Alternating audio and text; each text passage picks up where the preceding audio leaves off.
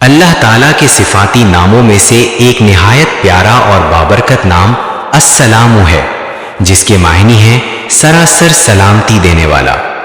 اسی نسبت سے اللہ تعالیٰ نے اپنے بندوں کو مسلمان بنایا، یعنی وہ لوگ جو سلامتی والے دین اسلام سے جڑے ہوئے ہیں۔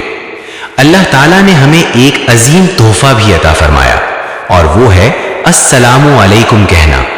جب کوئی شخص السلام علیکم کہتا ہے تو اسے 10 نیکیاں ملتی ہیں، ورحمت اللہ شامل کرے تو 20 نیکیاں، اور وبرکاتہ کہے تو 30 نیکیاں ملتی ہیں۔ سلام کرنے کا مطلب صرف الفاظ کہنا نہیں، بلکہ یہ ایک دعا ہے جس میں ہم دوسرے کے لیے سلامتی مانگتے ہیں، اور جواب میں وہ بھی ہمیں دعا دیتا ہے۔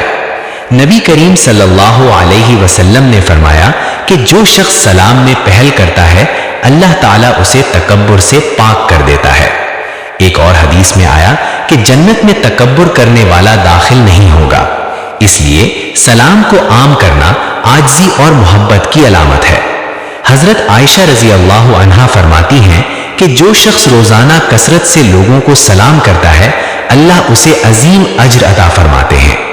جب نبی کریم صلی اللہ علیہ وسلم مدینہ تشریف لائے تو آپ صلی اللہ علیہ وسلم کا پہلا پیغام یہی تھا، افشوا السلام، یعنی سلام کو عام کرو، چاہے جان پہچان ہو یا نہ ہو، ہر ایک کو سلام کیا کرو۔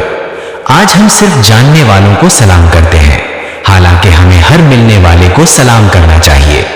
اسی طرح یا سلام کا ذکر بھی بہت بابرکت ہے۔ اگر کوئی شخص کسی بیمار کے لیے 100 مرتبہ یا سلام پڑھ کر دعا کرے تو اللہ تعالیٰ اسے شفا عطا فرماتے ہیں۔ اگر بیماری شدید ہو تو 1000 مرتبہ پڑھ کر دعا کی جائے، اللہ تعالیٰ اپنے فضل سے صحت عطا فرماتے ہیں۔ اور جو شخص سفر میں یا سلام پڑھتا رہے، اللہ تعالیٰ اسے ہر قسم کے شر، خوف اور خطرے سے محفوظ رکھتے ہیں اور اس کے راستے آسان فرما دیتے ہیں۔